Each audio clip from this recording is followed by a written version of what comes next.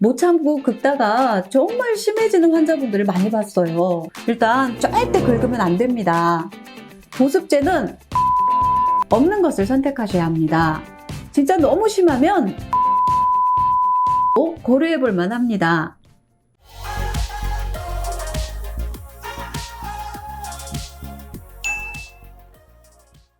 안녕하세요, 여러분. 한의학 박사 박진영입니다. 그동안 너무 힘드셨죠? 밤에 잠도 못 자고 피곤하고 짜증도 많이 나셨을 거예요. 오늘은 아토피 때문에 발생하는 가려움, 이것을 어떻게 해결할 것인가에 대해서 명쾌하게 답변을 드리도록 하겠습니다. 아토피는 보통 아이들이 걸린다고 생각하는 경우가 많은데요. 요즘엔 성인 아토피도 상당히 많습니다. 아토피 때문에 나타나는 증상이 여러 가지가 있지만 그 중에서 가려움, 이 가려움은 정말 커다란 고통으로 다가옵니다. 하지만 가렵다고 해서 계속 긁다 보면 우리 손톱 밑에 있는 세균들이 아토피 환부에 세균 감염을 일으켜서 2차 감염도 발생할 수 있습니다. 2차 감염이 발생하면 아토피 치료의 기간이 훨씬 늘어나게 되지요. 가려움이 심해지는 이유는 피부가 건조하기 때문이죠. 피부가 건조해지는 이유를 몸의 바깥쪽, 또 몸의 안쪽, 주변 환경에서 찾아보도록 하겠습니다. 몸의 바깥쪽, 피부 표피에서 건조함을 막기 위해서는 보습제를 사용하셔야 됩니다. 샤워를 한 다음에 바로 보습제를 발라주면 피부에 보호막이 생기게 됩니다. 보통은 하루에 2번 보습제를 발라주라고 얘기하지만 피부 상태에 따라 횟수에 상관없이 피부가 건조해지지 않도록 수시로 보습제를 발라주는 것이 좋습니다. 두 번째는 몸의 안쪽, 체내의 건조를 막아야 하는 겁니다. 피부가 가렵다고 몸의 바깥쪽에만 보습을 해줄 것이 아니라 몸의 안쪽에도 건조함을 막아줘야 하는 것이죠. 물을 많이 먹으면 가려움을 유발하는 히스타민의 분비를 줄일 수가 있고 신진대사를 촉진할 수 있기 때문에 우리 몸의 독소 배출을 더 빨리 해줄 수 있습니다.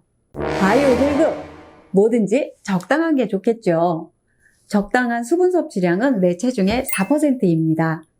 내가 만일 50kg이라면 2리터 정도의 물을 하루에 섭취하는 것이 적정량입니다. 세 번째는 주변 환경 때문에 건조해지는 건데요. 옷이나 침구류의 청결과 온습도의 관리 상당히 중요합니다. 침구류는 잘 털어주고 햇볕이 좋을 때 햇볕에 잘 말려서 진먼지, 진드기 등을 없애주시는 것이 좋습니다. 온도는 너무 덥지 않게 하시는 것이 좋고 습도는 50 내지 60% 정도 맞춰주시는 게 좋습니다. 침실에 온습도계를 하나 두시고 가습기를 틀거나 가습기가 없다면 침대 주변에 물에 젖은 수건을 몇 장 걸어두어서 습도 관리를 잘 해주시는 것이 좋습니다. 또 하나 알려드리고 싶은 한의사의 꿀팁이 있습니다. 날이 덥거나 운동을 하고 난 뒤에는 땀이 흐르죠. 땀이 난 후에는 바로 샤워를 해서 땀을 닦아내주시는 것이 좋고 샤워를 못할 환경이라면 물수건으로라도 닦아주시는 것이 좋습니다. 이런 노력을 했는데도 개선되지 않는다면 조금 더 강력한 방법이 필요하겠죠? 생리식염수가 가장 좋기는 하지만 없다면 물을 사용하셔도 됩니다. 생리식염수를 거즈에 충분히 묻혀서 가려움을 느끼는 부위에 붙여주세요. 여기서도 잊지 마셔야 될 것은 보습제를 바로 발라주셔야 된다는 겁니다. 또 알로에 제품이나 생알로에를 가려운 부위에 발라주셔도 괜찮습니다. 가려움은 유독 밤에 심하게 느끼게 되죠. 실제로 밤에는 가려움을 덜 느끼게 해주고 면역 기능을 강화해주는 호르몬인 코르티졸의 분비가 떨어져 있기 때문에 가려움을 더 느낀다고 합니다. 밤새 긁느라고 잠을 한숨도 자지 못할 정도가 된다면 약국에서 항히스타민제를 구입해서 자기 전 2시간 전에 복용을 하시는 것도 도움이 됩니다.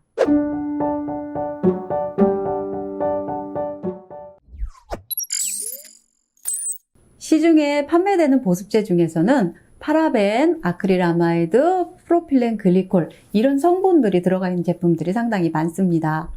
파라벤과 아크릴아마이드는 암을 유발할 수도 있고 프로필렌 글리콜은 피부 단백질을 녹여서 피부 보호막을 파괴할 수 있고 심하면 간과 신장 장애를 유발할 수 있기 때문에 가급적이면 피하시는 것이 좋습니다.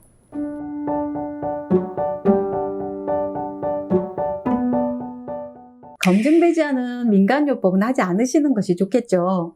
예전에 피부염이 심하신 분이 프로폴리스가 몸에 좋다는 소리를 들으시고 프로폴리스 원액을 그 습진 부위에다가 막 바르시고 증상이 엄청나게 악화되신 분도 계셨어요.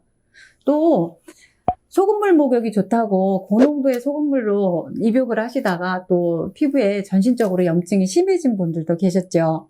사실 이런 사례들을 보면 가슴이 아픕니다. 오죽 가려웠으면 저런 방법을 쓰셨을까 싶기도 하죠. 하지만 검증되지 않은 민간요법을 사용하시기보다는 의료기관에 가셔서 정확한 진료를 보시고 정확한 치료를 받으시는 것이 좋답니다. 지금까지 아토피 피부염을 완화시킬 수 있는 방법에 대해서 설명을 드렸습니다. 집에서도 쉽게 따라하실 수 있는 방법으로 설명드렸으니까 도움이 되실 겁니다. 가장 중요한 것은 피부가 건조해지지 않도록 하는 것입니다. 지금까지 한의학 박사 박진영이었습니다.